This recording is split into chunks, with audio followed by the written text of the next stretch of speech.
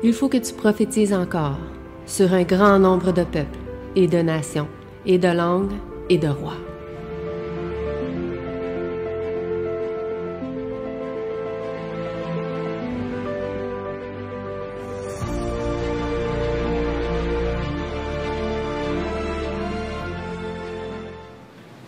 Oui.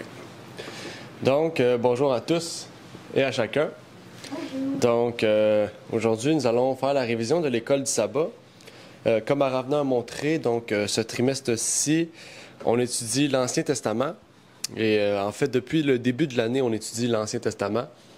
Et donc, c'est vraiment une bénédiction de pouvoir prendre cette année pour réviser, étudier l'Ancien Testament et pouvoir discuter aussi peut-être de certaines questions et d'interrogations que nous avions.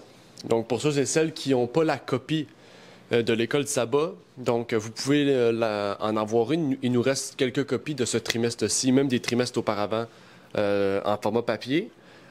Sinon, le format est gratuit en ligne. Donc, vous pouvez aller sur le site lignedeverité.com et vous aurez toutes les écoles du sabbat en PDF gratuitement si vous aimez mieux avoir un format digital. Mais pour aujourd'hui, on va continuer avec l'histoire de Jérémie. Et aujourd'hui, on va voir Jérémie persécuté au travers du chapitre de Jérémie 37, du verset 11 à 21. Donc, en espérant que vous aviez pu l'étudier cette semaine.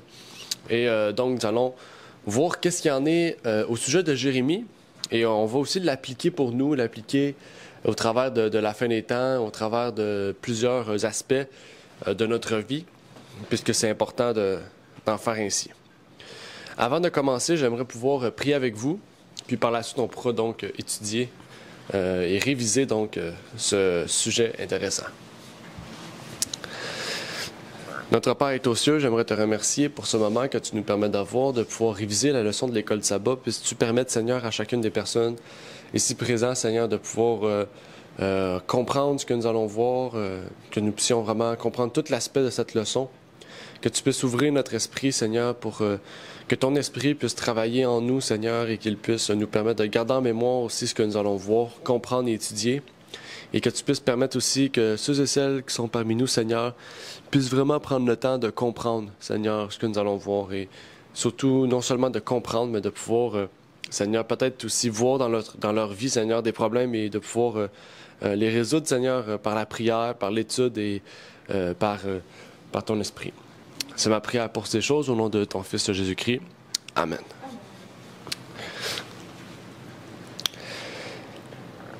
Donc, Jérémie était... attendez, ok, c'est bon. Jérémie était un prophète, fils de sacrificateur. Dieu l'avait choisi avant même qu'il naisse pour être son prophète, pour être au service de l'Éternel. Donc, avant qu'il naisse, qu'il sorte du ventre, qu'il soit engendré par sa mère, Dieu avait déjà choisi Jérémie pour être un prophète. Et quand j'ai vu ça, cette explication dans Jérémie au chapitre 1, que la leçon débute, ça m'a fait tout de suite penser à la prédestination. OK? Pour ceux peut-être qui ne connaissent pas la prédestination, ou ceux peut-être qui la connaissent, la prédestination, c'est le fait de dire que nous sommes prédestinés, donc destinés, avant que le moment arrive, par Dieu, donc pour être déclarés justes ou injustes. Donc ça veut dire qu'avant même notre naissance, Dieu nous a déjà destinés à être sauvés ou à être perdus éternellement. Mais dans un aspect plus large, la prédestination aussi, surtout au niveau du calvinisme, puisque c'est Jean Calvin qui a développé cette doctrine, qui n'est pas biblique bien sûr, au travers de cette doctrine-là aussi, il y en a beaucoup qui prennent dans un sens très large. Puis aujourd'hui, c'est ça que je veux vous emmener, voir qu'est-ce que la Bible nous dit là-dessus. Donc, exactement, pour cette prédestination-là, puisque Dieu avait choisi Jérémie avant même sa naissance, est-ce que Dieu avait prédestiné donc Jérémie? Est-ce que Dieu avait déjà choisi avant même que Jérémie puisse choisir de pouvoir être un prophète ou non? En fait, j'aimerais ça qu'on puisse discuter de cette question-là, qu'on puisse voir aussi ce que la Bible nous dit à ce sujet. Donc, comme vous savez, l'école du sabbat, c'est un moment de discussion. OK? Donc, vraiment, ceux qui sont sur Zoom peuvent ouvrir leur micro, ils peuvent parler. Ceux qui sont avec nous aussi en personne, ils peuvent prendre le micro que j'ai dans les mains puis parler pour répondre aux questions, poser des questions. Donc, c'est le moment de pouvoir vraiment aller plus profondément dans la leçon que nous avons vue. Donc, pour vous, dans la situation de Jérémie, qui a été choisi avant même qu'il naisse, est-ce que c'était une prédestination vis-à-vis de sa vie ou comment on peut voir en fait cela? Donc, ceux qui sont sur Zoom, ceux qui sont en personne, vous pouvez donc y répondre ou éclairer les gens dans ce sens. Mais pourquoi ça? Est-ce que c'est une prédestination, ça, le fait qu'il l'ait choisi? Est-ce que Jérémie avait le choix quand même, quand il allait naître, d'être prophète de Dieu ou non? Ben, si on lit Jérémie, il ne voulait pas être prophète au début. Il ne voulait pas être prophète, mais Dieu a fait en sorte qu'il est devenu pareil à force de lui rappeler, de lui parler par les anges. Il a envoyé un ange lui parler, puis il insistait. Il a fait en sorte que le déroulement de sa vie a fait qu'il a accepté d'être prophète. Donc ça veut dire que Jérémie avait le choix, même si Dieu l'avait choisi avant. Comme je dis, Dieu insistait. Dieu connaissait son cœur, Dieu savait que ça serait un bon prophète, mais lui ne le savait pas. Donc il ne voulait pas devenir prophète, mais avec le temps, il est devenu. À force de se faire dire, tu vas devenir prophète. Ouais. J'ai été choisi, ben, il est devenu prophète. OK. Ouais. Donc Jérémie avait le choix. Oui. Parce qu'il avait choisi de ne pas l'être. Oui, il avait le choix. Après ça, Dieu a insisté. Ben, il venait tant qu'il a dit OK. Ouais. Donc Jérémie avait le choix, même si Dieu l'avait choisi avant. OK? C'est pas, le texte ne dit pas prédestiné avant, il a dit choisi avant. Jérémie avait le choix. OK? Parce que oui, Jérémie, c'est vrai, il fuyait ce don que Dieu voulait en lui. Que Dieu avait vu en lui aussi. Okay? Et Dieu ne l'a pas lâché parce qu'il savait les raisons. Là. Il connaissait le caractère aussi de Jérémie. Il savait que Jérémie ne voulait pas, pour certaines raisons, en fait... Que tu te mêles? Dieu savait, pour certaines raisons, que Jérémie, en fait, ne connaissait pas. Comment je peux dire ça? C'est qu'il y a des personnes, des fois, qui ont un don, mais il y a quelque chose qui les empêche, qui serait pas supposé les empêcher, qui, en fait, quand on encourage ces gens-là, on les pousse à faire cela, ils vont le faire quand même. Okay?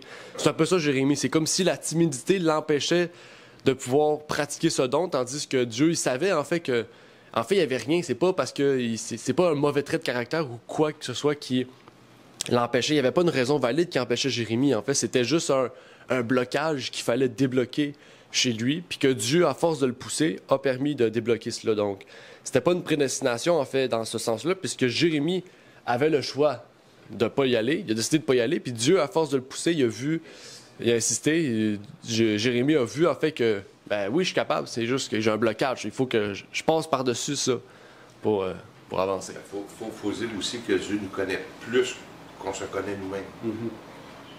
Fait qu'il voit au-dedans de nous les dons ou le potentiel qu'on a, que nous, des fois, on ne sait pas qu'on a. Ouais. Donc ici, il y a même une leçon pour nous. Quand on voit l'histoire de Jérémie, on peut voir aussi chez nous, des fois, on a des blocages, des choses qui nous empêchent d'avancer dans notre vie spirituelle ou qui nous empêchent de développer cette relation avec Dieu. Puis il faut réussir déjà à comprendre ce qui nous empêche ces choses-là pour écouter l'appel de Dieu. Puis il faut, par la prière, par le jeûne, par tous les moyens que Dieu nous a donnés, pouvoir passer par-dessus ces choses-là. OK? Et c'est un peu ça l'histoire de Jérémie. C'est le fait dans la vie d'avoir des difficultés, autant intérieures, on pourrait dire, mentales, auxquelles il ne voulait pas passer par-dessus, mais quand il est arrivé le temps de passer par-dessus, il est devenu un des meilleurs prophètes, hein, un des plus grands prophètes de la Bible. Donc, on va avancer aussi dans le sens de la prédestination. Je vais vous montrer que la Bible, en fait, ne parle pas de prédestination, dans un sens. La définition de la prédestination, okay, dans le dictionnaire, c'est une doctrine religieuse selon laquelle Dieu destine certaines créatures au salut par la seule force de sa grâce et vous et vous les autres, quoi qu'elle fasse, à la damnation. Okay? Donc c'est grave en fait, ça veut dire que qu'est-ce que je fais en ce moment, c'est parce que Dieu m'avait déjà choisi. Qu'est-ce que vous êtes là en ce moment, Dieu vous a déjà choisi. Puis même des fois, peut-être que vous venez à l'église, puis dans le fond, vous êtes déjà voué à la damnation. Donc c'est grave en fait de dire ça, c'est que en fait, on vit sur quasiment le salut d'une personne autre que nous. Parce que le salut, c'est nous qui choisissons. Hein, c'est nous qui choisissons. On est libre de choisir de suivre Jésus ou non. Tandis que là, on n'est pas libre de le choisir. Et les calvinistes ne croient pas au libre arbitre, en fait. Okay? En fait, ce qu'il faut comprendre, c'est que dans les Écritures, c'est l'assurance du salut tant que nous maintenons une certaine relation avec Dieu. Okay? On pourrait dire que ça, c'est la seule prédestination et élection de Dieu. En fait, on pourrait dire l'idée d'une prédestination est biblique dans la Bible, mais pas dans l'aspect du calvinisme. En fait, ce n'est pas une doctrine, la prédestination. Ce n'est pas une doctrine comme les calvinistes en font. Mais dans la Bible, l'assurance de notre salut en Christ tant qu'il est notre maître. Okay? Dans le fond, ce que je pourrais dire, c'est que c'est nous qui choisissons notre destinée. Okay? C'est nous qui choisissons notre destinée. Puis, on a l'assurance de notre salut en Christ tant qu'on le choisit comme notre maître. Okay? C'est ça, en fait. C'est la seule prédestination, élection, élu, parce que la Bible dit ça. Hein, vous êtes les élus de Dieu. C'est à cause des élus qu'on a raccourci les temps. Ces termes-là s'appliquent à nous, et ils s'appliquent à nous tant aussi longtemps qu'on a Jésus comme maître ou Seigneur, hein, parce que Seigneur, le mot Seigneur, c'est maître, c'est le même mot. Dans la Bible, on ne trouve pas le mot maître. Oui. Quand tu parles de prédestination, on pourrait-tu dire, quand tu choisis de suivre le Christ et de ne pas l'abandonner, ça devient une prédestination. Oui, c'est ça. Ça, c'est le terme, l'idée biblique, ouais, c'est ça. C'est pas une doctrine. C'est pas une doctrine, non. Ça devient une prédestination parce que tu choisis de suivre jusqu'à la mort. S'il faut, jusqu'à perdre la vie. Mais une prédestination, c'est ça, c'est que avant même qu'on vienne à Jésus, le salut existe. Je veux dire, le salut ne vient pas parce que nous, on est là. Depuis que Jésus est mort, le salut est présent. C'est-à-dire qu'on est prédestiné à avoir le salut. Mais c'est nous qui choisissons de faire partie du salut, de choisir cette prédestination. Ben, c'est pas une doctrine. Ça fait partie de la justification par la foi. Mais les calvinistes en ont fait une doctrine à part, avec une idée à part, puis ça détruit des aspects bibliques importants et cruciaux. Et c'est là, en fait, que c'est une grave erreur, en fait. OK? Puis là, c'est important. C'est pour ça que je prends le temps de l'étudier avec vous, pour pas qu'on tombe dans cette lignée d'idées-là, en fait, puis qu'on puisse perdre certains aspects bibliques très importants, comme la liberté. Hein, Jésus nous a dit « Je vous ai rendu libre du péché, puisque vous étiez captifs sous la domination de la loi. » Donc ça, c'est le libre arbitre qui nous libère du péché, de l'esclavage du péché pour devenir esclave du Christ, comme la Darby le dit. Uriah Smith et James White ont travaillé sur un livre, puis ils donnent la définition biblique, ou on pourrait dire la façon dont la Bible nous révèle ce point. Il nous dit nous croyons que la doctrine biblique de l'élection et de la prédestination est telle qu'elle est exposée ici. Nous l'avons qualifiée de doctrine pleine de consolation. Elle rassure le cœur de chaque croyant. Elle dissipe le doute et l'inquiétude. Elle montre à quel point l'espérance du chrétien est sûre. Donc, on ne parle pas ici de calvinisme. Hein. Ça dit, en Christ, nous sommes élus pour être sauvés. En lui, nous nous appuyons sur le décret de Jéhovah déclaré dès le début et aussi ferme que les piliers de son propre trône. La seule éventualité réside dans notre propre action. Hein? Travaillons donc à rendre notre appel et notre élection sûrs. Okay? Parce que la Bible parle de prédestination, élection, mais pas dans l'idée des calvinistes. Comme on a pu voir, okay? Le salut, avant même que nous venons à Christ, est présent. Avant notre naissance, le salut était présent. Et donc, nous pouvons être prédestinés dans un sens à pouvoir suivre la voie du Maître, Jésus, ou suivre la voie de l'autre Maître, le monde, qui est Satan. Okay? En fait, il y a deux maîtres. Okay? Et c'est nous qui choisissons la destinée, dans un sens, c'est comme ça que prédestiné, c'est le même mot, qui choisit notre élection, c'est-à-dire qui choisit notre parti, un peu électoral, qui choisit notre espérance, soit dans une espérance d'un monde qui va tomber dans la Bible, comme la Bible le dit, ou soit dans l'espérance d'un monde qui va venir amener la paix, le monde de Dieu, le monde de Jésus, un monde où ce que la Nouvelle Jérusalem, quand Jésus va revenir, il va mettre en place. Et c'est là, en fait, la différence du calvinisme. Le calvinisme retire de l'équation l'homme, tandis que la Bible met au centre de l'équation l'homme. C'est l'homme qui choisit sa destinée, c'est l'homme qui choisit sa position, ses choix de vie. C'est lui qui choisit son maître. Toute la Bible réside dans ça, en fait. Hein? Toute la Bible réside dans le fait que l'homme choisit. Autrement dit, toute l'humanité est prédestinée à ce salut. Oui, on peut dire ça. S'ils choisissent de suivre. Oui, c'est ça, dans ce sens-là, ouais. Ça. Exactement. C'est le seul aspect de la Bible.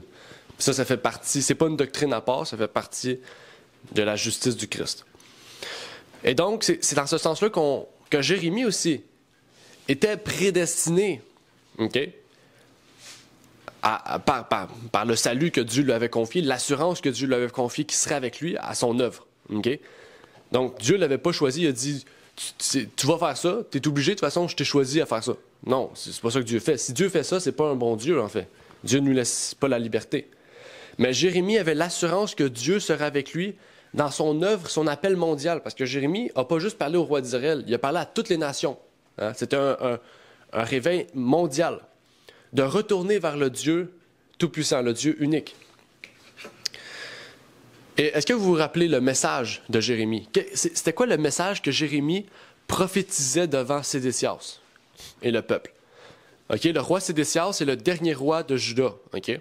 C'est lui qui s'est rebellé contre Nebuchadnezzar, puis c'est là que il y a eu la déportation des Juifs à Babylone, okay? Pendant plusieurs années. Quand j'ai plusieurs années, je pense que ça a été 70 ans, la déportation. C'était quoi le message de Jérémie? Il avait écrit une lettre. Il avait écrit une lettre à Sédécias par l'intervention de Baruch, c'est ça? Oui, je pense que c'est Baruch, son secrétaire. Et puis, il l'a remis dans les mains pour qu'il puisse le lire, mais moi je serais baisé. Ce roi-là était orgueilleux. Il n'a pas accepté l'appel de Dieu. Ils ont décliné l'appel de Dieu. Ils ont décliné de changer pour suivre Dieu, en se fiant sur leur propre force, leur orgueil. L'appel de Jérémie, c'était l'appel de Dieu, dans le fond. C'était d'accepter Dieu, c'était de suivre Dieu, de suivre ses préceptes, de marcher avec Dieu. C'est un avertissement. D'abandonner aussi les faux dieux. Ouais. Puis de ne pas marcher avec les autres rois de ce monde aussi. Ouais. C'était ça dans le fond. OK, oui. Oui, exactement. Il a envoyé une lettre, mais dans sa lettre, il y avait quelque chose de spécial qui lui disait que le roi Sédécias ont refusé. On va parler des raisons pour lesquelles ils ont refusé, mais pour le moment, je veux qu'on puisse voir juste c'est quoi le message principal de Jérémie. Oui, il a envoyé une lettre par Baruch au roi, à Sédécias, même les deux autres rois d'avant, ça a été fait.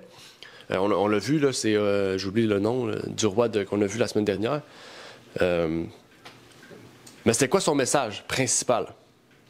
Qu'est-ce qui allait arriver après Sédécias? Jérémie annonçait une prophétie. C'était quoi la prophétie de Jérémie? Vous vous rappelez pas de la prophétie de Jérémie? Jérémie vivait à quel temps déjà? Qu'est-ce qu'elle a chevauché au temps de Jérémie?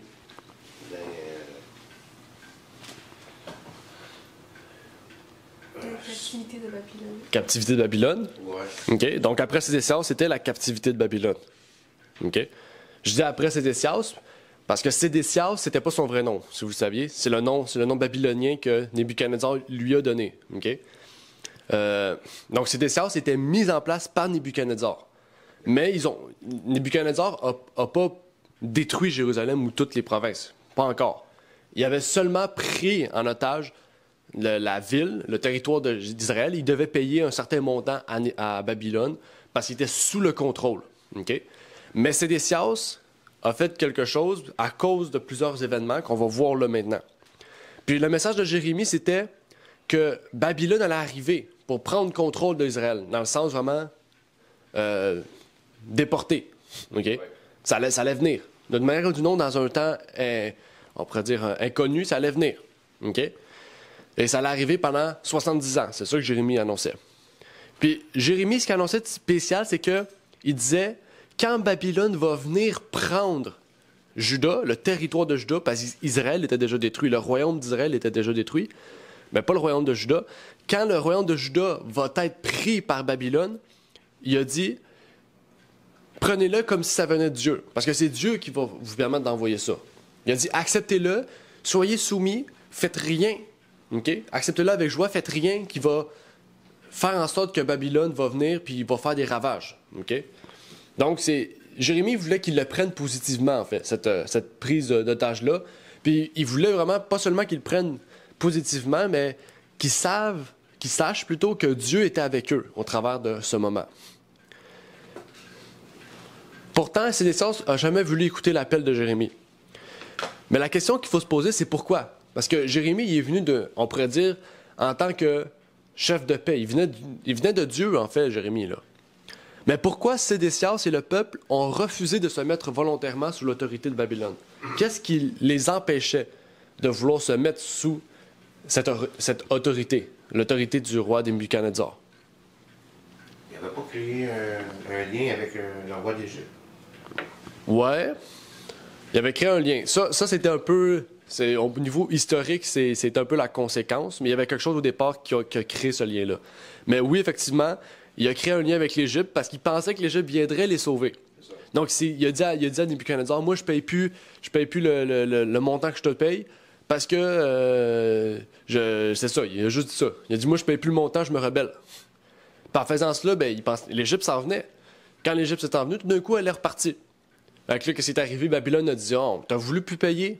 C'est fini. Là, c'est là qu'il a détruit Jérusalem, qu'il a crevé les yeux de Sédécias, qu'il a tué ses enfants, toute sa famille. Puis Jérémie l'avait prophétisé, hein, que Sédécias et toute sa famille seraient tués d'une façon atroce. Mais qu'est-ce qui a mené à ça? Avant la destruction de Jérusalem, avant l'union secrète entre l'Égypte et Juda, le royaume de Juda, il y a eu quelque chose, en fait, qui a mené à ça. Il y a eu quelque chose dans la tête où, parmi le peuple... Il a détruit la lettre, le rouleau, si on veut. Le Jérémie? Il l'a brûlé, il l'a mis dans le feu. Mm-hmm. Il l'a complètement détruit. Ça, c'est la dernière fois.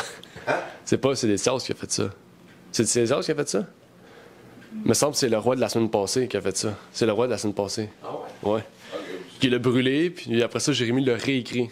Puis il a réécrit plus de détails encore. Ouais, Jéroboam ou c'était... Mais ouais. Jéhojakim, c'est ça. Ben, Joachim ou Jéhojakim, c'est le même roi. Mais oui. En fait, il y a eu quelque chose d'autre chose. Sédécias, c'était pas pareil. Sédécias, il voulait Jérémie, tu sais. Il allait le voir prendre des conseils, puis Jérémie donnait des conseils, puis il l'écoutait pas. Si vous vous rappelez, c'est lui qui le met en prison, puis il allait le voir en prison pour dire « Jérémie, aide-moi ». Après ça, Jérémie s'est enfui à Benjamin, pensant qu'il avait fini son travail. Il est allé à Benjamin. Il a fini dans un cachot, encore plus bas. Puis Sédécias est allé le voir, il a dit « Jérémie, aide-moi ».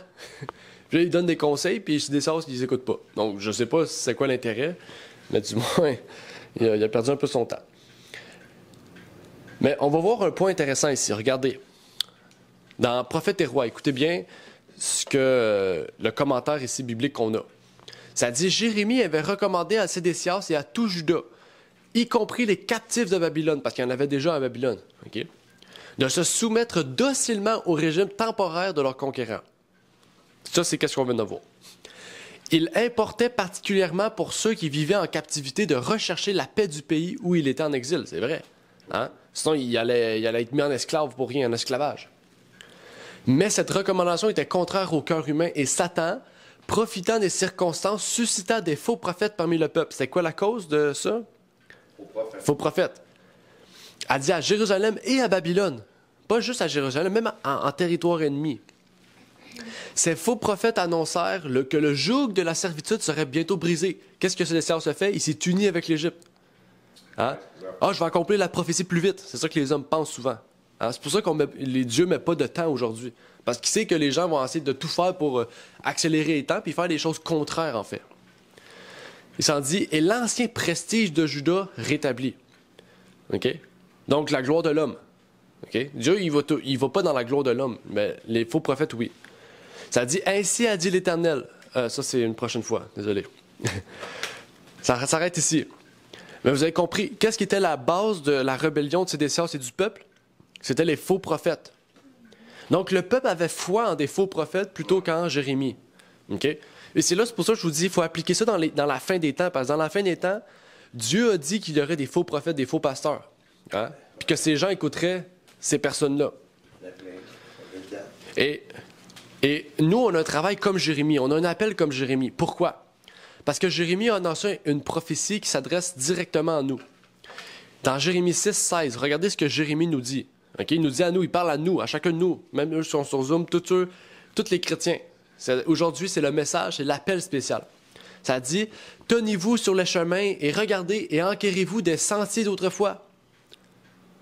Quel est le bon chemin? Marchez-y. Et vous trouverez le repos de vos âmes. » Et qu'est-ce que répond Israël? Ils répondent, nous n'y marcherons point. C'est ça. OK? Jérémie, qu'est-ce qu'il dit? Ça dit, allez sur les sentiers d'autrefois. Là, on pourrait se dire, quels sont les sentiers d'autrefois? OK? Jérémie, on reprend l'idée de Jérémie. Alors, si on reste dans le contexte historique, on ira après ça dans notre temps. À l'époque de Jérémie, les sentiers d'autrefois, c'était quoi? La loi de Dieu. Il y avait la loi cérémonielle et morale. OK? Il y avait le sanctuaire. C'était par ce moyen-là que le salut pouvait être trouvé. Et ça dit, si vous trouvez le chemin d'autrefois, il faut y marcher. Qu'est-ce que Malachie dit? Malachie dit, deux personnes ne peuvent-ils pas marcher ensemble s'ils ne sont pas ensemble? C'est-à-dire qu'ils pensent ensemble, qu'ils peuvent doctrinalement ensemble, ils pensent pareil. Jésus veut marcher avec nous. Mais si on n'est pas sur la même longueur d'onde que Jésus, comment on peut marcher avec Jésus? Okay? Si Jésus dit en avant, puis nous on dit en arrière, on ne peut pas marcher avec Jésus. Et ça dit que si on trouve les sentiers d'autrefois, qu'on marche dans ces sentiers, on va trouver le repos de nos âmes. Rappelez-vous, dans le Nouveau Testament, on ne parle pas du repos de nos âmes. C'est quoi le repos de nos âmes? Dans le Nouveau Testament, on en parle. On vient d'étudier un livre qui en parle. Dans quel livre du Nouveau Testament on dit « Vous trouverez le repos de vos âmes » ? Ça dit « Il y a un repos pour nos âmes ». C'est pas Hébreu. Hébreu, OK. Hébreu quoi? Il y a 2 chapitres. Hébreu 4-8 ou 8-4? 4-8. Le chapitre 4, chapitre 3 aussi. Mais le chapitre 4, c'est lui spécialement. Regardez ce qu'il nous dit dans le chapitre 4. 4, 8, 9. « Car si Josué les eut introduits dans le repos, Dieu ne parlerait pas après cela d'un autre jour. Il reste donc au peuple de Dieu un repos de sabbat, car celui qui est entré dans ce repos se repose de ses œuvres comme Dieu des siennes. » OK?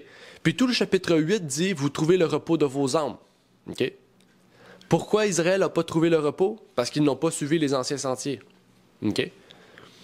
En fait, dans le verset 8 et 9, on parle de 2 repos, OK? Dans le sens qu'il y a le terme sabbatismo. OK? Sabbatismo, c'est le terme sabbat, ou ce qui est écrit un repos de sabbat. Mais il y a l'autre repos aussi, c'est-à-dire dans le repos. Le repos, là, on parle de repos de nos âmes. OK? Fait que le seul repos pour notre âme, c'est celui que Dieu a mis en place à la création, qui est un repos de sabbat. OK? Parce que sabbat, ça veut dire repos au sens strict. Bien sûr, ça veut dire ça va plus loin. Chômé, on peut dire ouais. Jour chômé aussi. Donc, c'est quoi les anciens sentiers auxquels Dieu nous appelle? C'est le sabbat. Pas juste le sabbat, mais par le sabbat, par la restitution du sabbat, on peut restituer tout le reste de la loi, puis tout le reste du salut, en fait. Okay? Le salut ne se trouve pas dans la loi, ne se trouve pas dans le sabbat. Mais par le fait qu'on veut marcher avec Jésus, on veut retourner dans les anciens sentiers, qui est le sabbat, pour avoir le repos de nos âmes. Okay? C'est ça que Jérémie dit. Aujourd'hui, c'est quoi notre travail?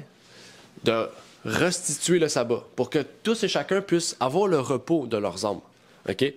Le repos de notre âme, c'est un repos mental et physique, c'est un repos complet. Okay? Ce qu'on ne peut pas trouver, en fait, dans le dimanche, qu'on ne peut pas trouver dans le lundi, dans le mardi. Chaque jour de la semaine, on ne peut pas le trouver. Il y a juste le sabbat, okay? Qu'on peut le trouver, ou le samedi pour ceux qui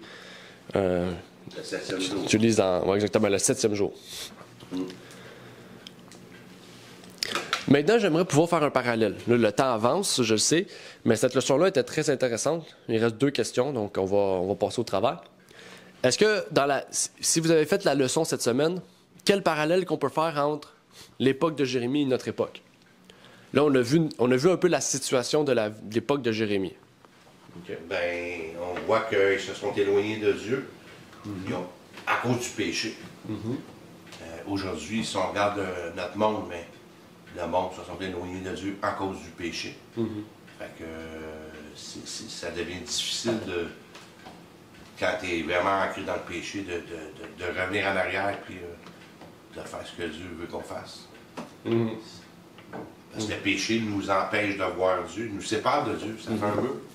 Un mur de séparation. Exactement. C'est exactement la même affaire à l'époque.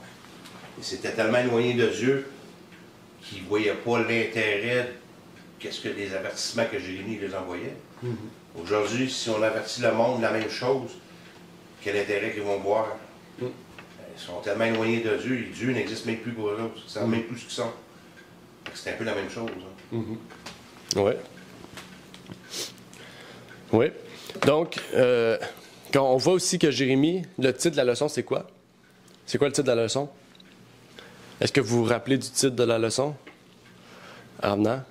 Jérémie persécuté. Jérémie persécuté, exactement. Donc, Jérémie, c'était un vrai prophète de Dieu, mais les faux prophètes, eux, n'étaient pas en prison. Ils n'étaient pas enfermés. Mais Jérémie est enfermé. Okay? C'est la même chose, en fait, dans les dernières persécutions qui vont sévir sur la terre. Okay? Les faux prophètes, ils ne seront pas persécutés. Pourquoi? Parce que les faux prophètes annoncent un message qui fait plaisir à l'homme. Okay? Tandis que Jérémie ne fait pas un message qui fait plaisir à l'homme. Il fait un message qui dit la vérité puis qui demande un changement, un réveil et une réforme. Ce que les gens n'aiment pas, en fait. Okay? Mais il y a des vrais chrétiens, il y a des vraies personnes, dans le sens des personnes qui veulent un changement dans leur vie, qui veulent un réveil, qui veulent une réforme dans leur vie. Et ces gens-là ne vont pas persécuter les chrétiens, mais ils vont accepter le message. Okay? Et c'est ce que Timothée nous dit. Or, tous ceux qui veulent vivre selon la piété. C'est quoi la piété? La foi. La foi. La foi pratique, OK? La Bible nous dit, c'est la foi pratique, oui, mais la Bible nous dit que c'est la vérité. OK? OK, qu'est-ce que je veux dire par là? C'est que la source de la piété, le fondement de la piété, c'est la vérité. Ça veut dire que si on a une erreur doctrinale, on ne peut pas être pieux totalement. Si on marche dans un message qui est contraire à Christ, on ne peut pas être pieux. Et c'est ce que Timothée nous dit. Il nous dit, dans les derniers temps, il y aura une forme de piété, mais reniant ce qui en fait sa source. C'est la vérité, le Christ. Christ, c'est la vérité et la vie. Nul ne vient au Père que par lui. C'est ce que Jésus dit. Okay? Donc, il y aura une fausse piété dans la fin des temps et une vraie piété. Laquelle vous voulez choisir? Dans les deux cas, les deux cas, ça va être dans le monde chrétien. On parle tout le temps du monde chrétien. Il y aura une fausse piété dans le monde chrétien et une vraie piété. Mais ceux qui seront pieux en Jésus-Christ seront persécutés. Aussi, Jérémie, annonçait le repos. OK? Mais les faux prophètes annonçaient un faux repos avec leur faux Dieu. Et dans les derniers temps, il y aura aussi un vrai repos, le sabbat, et un faux repos, la marque de la bête. Ça dit, et un troisième ange le suivit en disant d'une voix forte, si quelqu'un adore la bête et son image, et s'il en prend la marque au front et à la main. OK, on ne va pas étudier ce que c'est l'image, qui est la bête, qui est la marque, pourquoi le front, pourquoi la main. On a un livre spécial qui étudie ces passages-là, le livre de l'Apocalypse. Mais si vous voulez, on pourrait l'étudier un jour. Aujourd'hui, on n'aura pas le temps de pouvoir voir en détail ces choses. Jérémie annonce un temps difficile, puis une paix. Mais la différence, c'est que les faux prophètes annoncent, dans ce temps de persécution, eux, ils disent qu'en ce moment-là, c'est le temps de persécution, et la paix vient dans quelques temps. OK? Bientôt. Il dit, les persécutions que vous subissez en ce moment, ça prend fin. Tandis que Dieu dit non. Dieu dit, la persécution arrive. OK? Puis après, il y aura un temps de paix. C'est l'inverse. OK? La même chose aujourd'hui. OK? Aujourd'hui, la Bible en parle. OK? Je vais lire le texte biblique pour que vous puissiez comprendre. Ça dit, pour ce qui concerne les temps et les moments, vous n'avez pas besoin, frères, qu'on vous en écrive. Exactement. On n'a pas besoin de temps. Dieu a dit ce qui allait arriver, il faut nous préparer en conséquence. Ça dit, vous savez bien, en effet, vous-même, que le jour du Seigneur viendra comme un larron dans la nuit. Car lorsqu'ils diront paix et sûreté, alors une ruine soudaine les surprendra. Qu'est-ce qu'il dit? Une ruine. Ruine soudaine. Qu'est-ce que les faux prophètes disent? Paix et sûreté. Hein? Après le temps de persécution, paix et sûreté. En ce moment, c'est le temps de destruction totale. Puis les hommes, le nouvel ordre mondial, les hommes maléfiques mettent un plan en marche pour amener la paix et la sûreté. Puis, quand ils vont dire ça, il va y avoir, après ça, la persécution. Une ruine soudaine. Et là, ça va être la vraie ruine de Dieu. Dans le sens, la vraie persécution. Les plaies, toutes ces choses que la Bible a annoncées vont venir. Et nous, on va savoir que, et voilà, maintenant, c'est les temps de Dieu. OK? Maintenant, c'est les temps de Dieu. Et c'est pour ça qu'il faut vraiment se fier à la parole. Pas seulement se fier à la vérité biblique, en termes de doctrine, de message, de prophétie, mais aussi il faut se fier aux avertissements que Dieu nous a dit. Dieu nous a dit, il y aura des faux prophètes, il y aura des faux messagers, il y aura une paix et une sûreté que certains vont dire aujourd'hui. Il y aura plein de choses qui vont arriver. Et Dieu nous dit, faites attention à cela. Ayez du discernement. C'est le moment d'avoir du discernement, d'avoir ce don de l'esprit, mais aussi d'avoir un discernement dans notre vie. Le discernement du Christ, en fait, pour discerner les bons et les mauvais esprits. En tant qu'enfant de Dieu, on pourrait se dire, on est enfant de Dieu, pourquoi moi je serais persécuté? Pourquoi nous on serait persécutés si on est des enfants de Dieu? Je veux dire, Dieu pourrait intervenir, envoyer des anges, puis tuer tous ceux et celles qui veulent nous persécuter. Mais pourquoi les enfants de Dieu doivent passer au travers de ces difficultés? Pourquoi Jérémie a fini presque en prison toute sa vie ou a été nourri de pain, de miettes? Pourquoi tous les prophètes ont été tués? Pourquoi Jésus a été tué? Pourquoi tous les autres apôtres après ont été persécutés, ont été tués? Pourquoi on doit passer par là? Je pense qu'il y a un texte biblique qui dit « Celui qui veut me suivre sera persécuté ». Ouais, ça dit pas pourquoi. Parce qu'ils suivent Jésus-Christ. Parce qu'ils suivent Jésus. Ouais. Ouais, OK. Oui, parce qu'ils suivent Jésus, on doit passer par là, oui.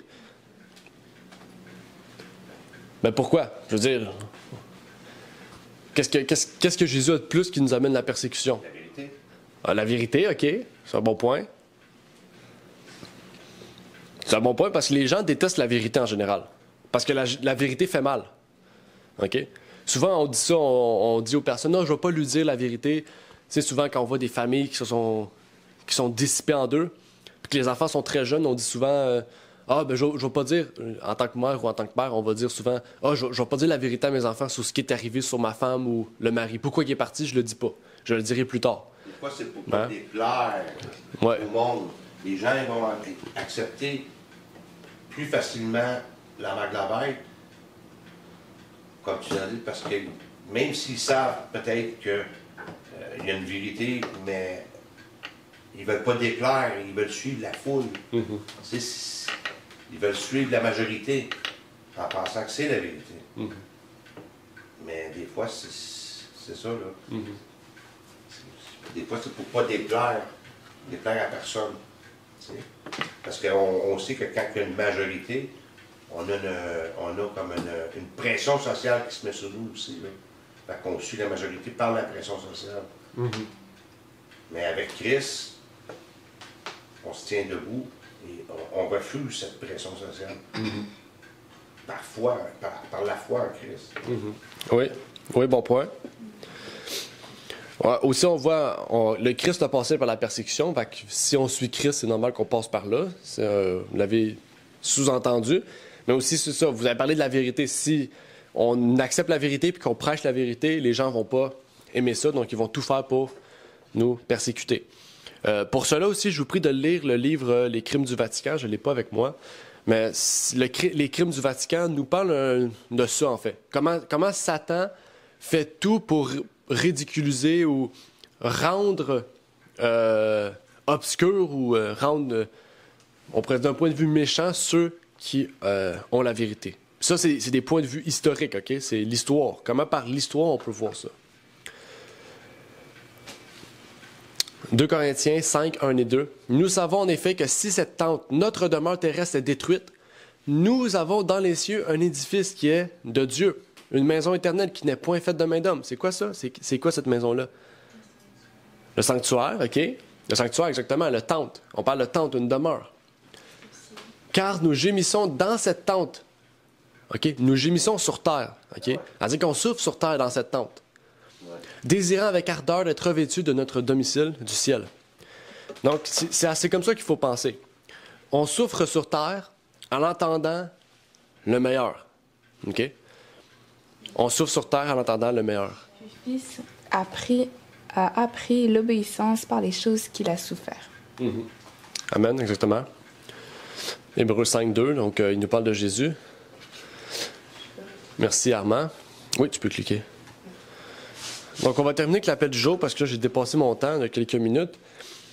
Dieu nous invite, malgré les persécutions, à garder la vérité pour recevoir notre récompense qui est au ciel. Comme on l'a vu tout à l'heure, la seule prédestination, l'élection, pour ceux qui sont élus, OK? C'est pas ceux qui ont été choisis avant même leur naissance par Dieu à être droits, non. C'est ceux qui, OK, avant même qu'ils naissent, OK, le salut existait, puis qui, en ayant connaissance de ce salut, prennent la décision, OK, de suivre un maître, Jésus ou le monde. OK? Donc, ceux qui suivent Jésus, c'est-à-dire qui acceptent la vérité, qui acceptent, on va dire, les conséquences d'avoir choisi cette vérité-là. OK? On parle des conséquences qui sont sur terre, immédiates, mais les récompenses qui sont futures au ciel. En fait, ces gens-là vont être sauvés. OK? C'est l'élection que Dieu nous permet d'avoir. C'est la prédestination du salut. OK? Non pas la prédestination de l'homme que Dieu nous donne. OK? Parce qu'avant même que le monde fût fondé, Dieu et Jésus avaient déjà mis en place le plan du salut, avait déjà prédestiné l'homme à être sauvé. C'est-à-dire l'humanité. Dieu avait prédestiné l'humanité à être sauvé s'il l'acceptait comme maître. OK? Donc l'élection ne se fait pas par un choix de Dieu. Dieu ne dit pas, moi, lui, je prends lui, je prends lui. Non. L'élection est ouverte à tout le monde. La prédestination est ouverte, du salut est ouverte à tout le monde. Mais c'est l'homme, dans son libre arbitre, qui choisit de suivre le Christ. Ça, c'est pas une prédestination. Et la Bible nous parle pas du tout de ce point de vue calviniste. Donc, que Dieu vous bénisse. Je ne sais pas s'il y avait des questions, des commentaires liés à la leçon qu'on a vue aujourd'hui de Jérémie. Jérémie persécuté. Donc, le micro est à vous pour quelques minutes. Si vous avez des questions, des commentaires, c'est le moment de pouvoir partager. Ben moi, dans cette leçon, je retiens, c'est ce qu'on vient de parler, c'est pour suivre le Christ, il faut que tu détestes de vivre dans ce monde. Il faut que tu détestes le péché. Tout ce qui se passe, tout ce qu'on voit, il faut le détester. Ça prouve que tu n'en veux pas de ce monde. Tu veux vraiment t'en aller de cette terre et suivre le Christ. Mais il y a beaucoup de monde qui aime cette vie et qui aime ce monde. Parce qu'ils vivent dans le péché et ça leur plaît. Ils sont à l'aise avec tout ce qu'ils font. Fait que ça les détourne des voies de Dieu. C'est comme on disait tantôt, on voit que c'est un choix. Même au point d'être persécuté, on veut quitter cette terre. On n'en veut plus de ce monde. Il est laid, ce monde, à cause du péché. Mais il y a des gens qui se complaisent dans ce monde, par les richesses, par le matérialisme, par la popularité. On voit ça partout. Par le mensonge même. Tu comprends? C'est ça. On le voit là, c'est assez flagrant aujourd'hui, on voit tout. Tout est là. C'est le choix qu'on fait. Oui, effectivement. OK. Ben, s'il n'y a rien, je vais terminer par une prière.